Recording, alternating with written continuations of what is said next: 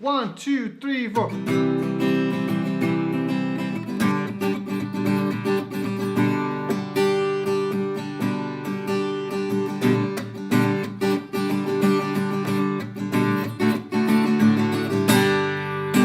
Hey, how you doing there? Henry Olsen here from Super Simple Guitar.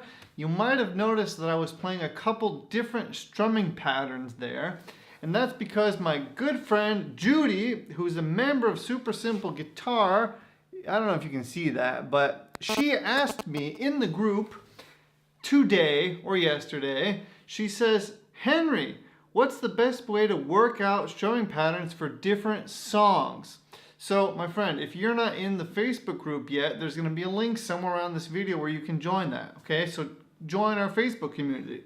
And now, for you, Judy, let me talk about how I go about knowing what strumming pattern to use on which song and how I recommend you can do that, do a better job at that. So, there's a couple of things. First of all, Judy, since you are a All Access member, go and watch my strumming breakthrough course. So that course is a structured step-by-step course that teaches you starting off with really simple strumming patterns, and then it moves on to more kind of difficult strumming patterns and kind of advanced strumming patterns, right? So there's 12 strumming patterns in there, and I talk a lot about how to not just play each strumming pattern, but I also talk about how to break out of individual strumming patterns and come up with your own and do your own thing with it, okay? So those of you who are All Access members, and Judy, you are, get in there, take that course. I really have really good exercises in there that are going to help you make a strumming breakthrough, okay? And then, of course, not everybody is going to join that course, which is totally fine. Let me talk some more about it for those of you who are not in my All Access membership, like Judy is. So what you want to do to kind of find out which strumming pattern is going to work on which song is, first of all, you need to have at least some strumming experience. So if you're a total beginner, try to find tutorials where they really show you the exact strumming pattern for the song and get at least a few of those under your skin, right? So that you can at least strum a little bit so you have a feeling for it. And then the second step is to try to break out of that. Don't just play what you've already learned. Really try to freestyle with strumming and just get into kind of like a strumming, even trance, I'd kind of call it, where you really just get lost in the music. You're not thinking, you're just strumming along, listening, trying out different things.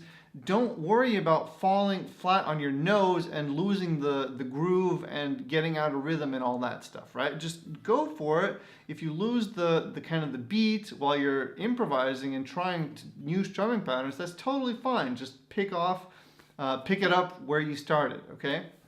So that's one thing that's really important. The second thing is, once you've kind of developed a little bit of freedom in there, you kind of know a couple of strumming patterns, you can do upstrokes really easily. So here's a good test. If you can play this strumming pattern, then you're already at a level where you can kind of do more advanced things. All right, so here's kind of the test. So down, down, up, up, down, up, down, down, up, down, because we have those down, down, up, down, up. We have those two ups in a row. So if you can get those two ups in a row, that's kind of like the first bridge that you need to cross before you can kind of get into more advanced strumming. So if you can do that, then you're ready for the next thing, and that is really listen to the song that you're trying to play, okay? So, and what I mean by that is, more than just listening to the lyrics and everything else, listen to the drum. Listen to what the drum is doing.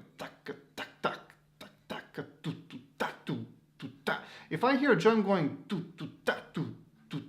then I'm going to try to kind of clone that with my strumming on the guitar. So if I hear I'm going to go.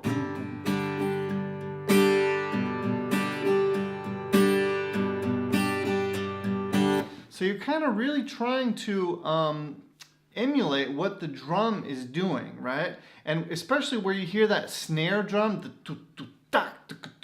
That's the snare.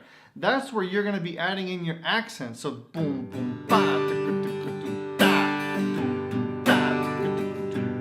right? So you're going to want to listen to the drum really closely, then just go for it, right? That's really the most important thing. Go for it. Don't be afraid. Listen very carefully and just try to emulate what's happening. Another thing that you can do that's really helpful is with your left hand, just put your left hand on the strings without pushing down and just try to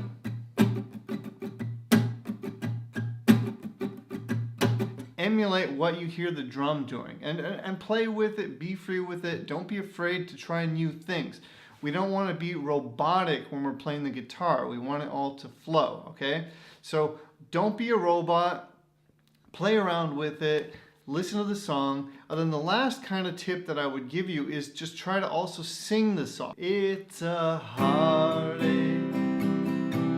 nothing but a heartache. So you're not going to be able to sing if what you're strumming doesn't make sense, okay? So really trying to sing and strum, that singing is going to force you to strum in a way that's going to work for the song, okay? So try to sing, go through my course. Those of you who are All Access members, that course I think is really, really valuable because you also have play-alongs. First I teach the strumming pattern, and then I have a play-along where I play it for a couple of minutes and you try to play along with me and emulate exactly what I'm doing. And it's designed to really help you make a strumming breakthrough and learn how to freestyle as well as play structured rhythms, okay?